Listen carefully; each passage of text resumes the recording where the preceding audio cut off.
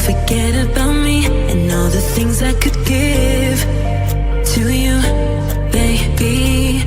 But I guess you can't see, making new memories with me.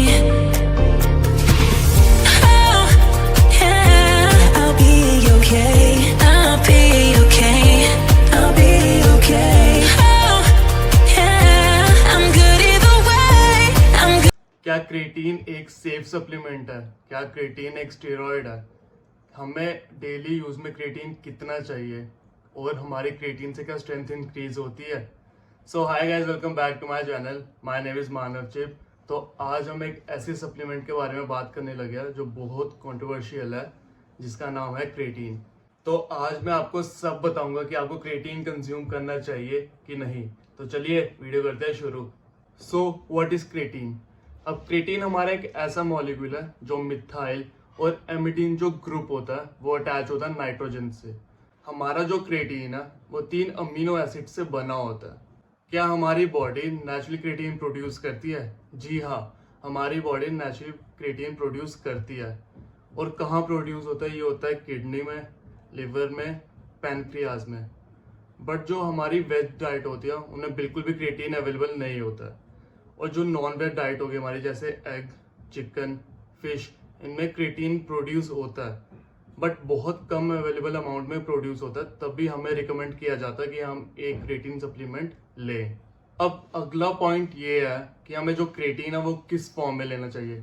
Creatine काफ़ी form में available होता है, like creatine monohydrate, creatine micronized, creatine HCl और काफ़ी 3-4 forms और होते हैं। बट आई रिकमेंड आप मोनोहाइड्रेट यूज़ करो, क्योंकि उसका जो मसल एब्जॉर्प्शन होता है वो एज कम्पेयर टू बाकी क्रेटीन से सबसे अच्छा होता है। अभी हम कोई वर्कआउट करते हैं तो हमें इस वर्कआउट करने के लिए बहुत सारी एनर्जी चाहिए होती है। अब मैं आपको बताता हूँ कि क्रेटीन करता क्या है। क्रेटीन जो हमारे ATP सेल्स होते हैं उनको इंक्रीज कर देता है, and ATP cells is directly proportional to energy.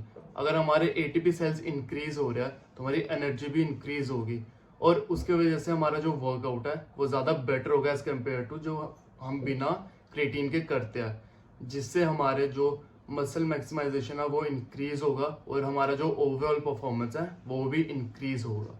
अब हम बात करते हैं कि हमें क्रेटीन एक नॉर्मल पर्सन को कितना रिकमेंड किया जाता है। एक नॉर्मल पर्सन को 5 ग्राम ऑफ क्रेटीन रिकमेंड किया जाता है पर डे। बट अगर आप एक सप्लीमेंट ले रहे हो तब कितना रिकमेंड किया जाता है? There are 2 ways of taking creatine. पहला होता है लोडिंग और दूसरा होता है विदाउट लोडिंग। अब लोडिंग में क्या होता है? लोडिंग में ये होता है कि आप 20 से 25 ग्राम ऑफ क्रेटीन लेंगे पर डे। उससे क्या होगा? उससे आप मसल सैचुरेशन है वो जल्दी अचीव करोगे एज कम्पेयर टू जैसे आप नॉर्मल लोगे। अब विदाउट लोडिंग में ये होता है कि आप 5 gram of creatine per day लोगे, जो कि आपका चलता रहेगा अराउंड 1 मंथ तक, जिसमें आप मसल सैचुरेशन जो है वो अचीव कर पाओगे।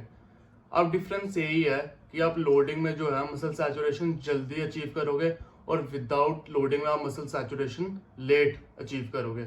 सो आई रिकमेंड कि आप विदाउट लोडिंग क्रेटीन कंज्यूम करो रादर देन कि आप लोडिंग कंज्यूम करो, कि वो ज़्यादा एक बेटर ऑप्शन है क्रेटीन कंज्यूम करने। अब हम बात करेंगे कि बेनिफिट्स ऑफ टेकिंग क्रेटीन क्या होता है।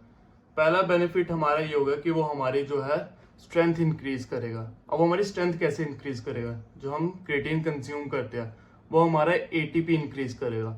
अब ATP हमारा डायरेक्टली प्रोपोर्शनल होता है एनर्जी से। हमारी जो है वो एनर्जी इंक्रीज होगी। अब जब हमारी एनर्जी इंक्रीज होगी तो हमारी स्ट्रेंथ में भी डिफरेंस आएगा, हमारा मसल साइज भी बढ़ेगा और उसके वजह से हमारा जो वेट है वो भी इंक्रीज होगा। अब दूसरा पॉइंट हमारा ये हो गया कि वो हमारा मसल मास इंक्रीज करता है। अब मसल मास इंक्रीज कैसे करता है? वो करता है वाटर रिटेंशन की वजह से। अब इसका मतलब क्या हो गया? इसका मतलब ये हो गया कि जब हम क्रेटीन कंज्यूम करते हैं वो हमारी मसल में स्टोर होता है, ना कि वो हमारी स्किन के अंदर स्टोर होता है। अब जब हमारी मसल में वो स्टोर होता है, वाटर मॉलिक्यूल के साथ कंबाइन होता है और हमारा उसकी वजह से वाटर रिटेंशन होता है, जिसके वजह से जो हमारा मसल मास है वो इंक्रीज होता है और हमारी जो स्ट्रेंथ या पावर बोलो वो इंक्रीज होती है।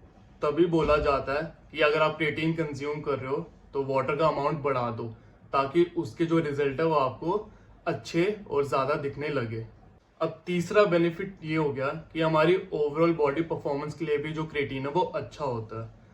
अब हमारी ब्रेन को एक्टिविटी कोई भी परफॉर्म करने के लिए एनर्जी रिक्वायरमेंट होती है।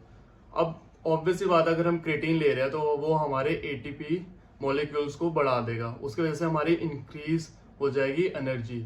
हमारा ब्रेन फंक्शनिंग भी वो अच्छा करेगा, मसल बिल्डिंग भी अच्छा करेगा, पावर बिल्ड भी अच्छी करेगा, और जो हमारी ओवरऑल बॉडी की परफॉर्मेंस है वो भी अच्छा कर देगा। अब अगला पॉइंट ये है कि आप क्रिएटिन प्री वर्कआउट में लो या पोस्ट वर्कआउट में, आप कभी भी ले सकते हो, बट आई रिकमेंड आप पोस्ट वर्कआउट में लो।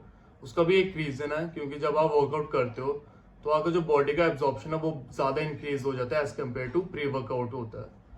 तो आप अपनी बॉडी में अच्छे से एब्जॉर्ब कर सकते हो उस चीज़ को, तभी आपको जो क्रिएटिन है वो पोस्ट वर्कआउट में लेना चाहिए।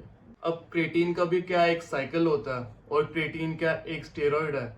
ऐसा कुछ भी नहीं है। क्रिएटिन एक 100% नेचुरल सप्लीमेंट है।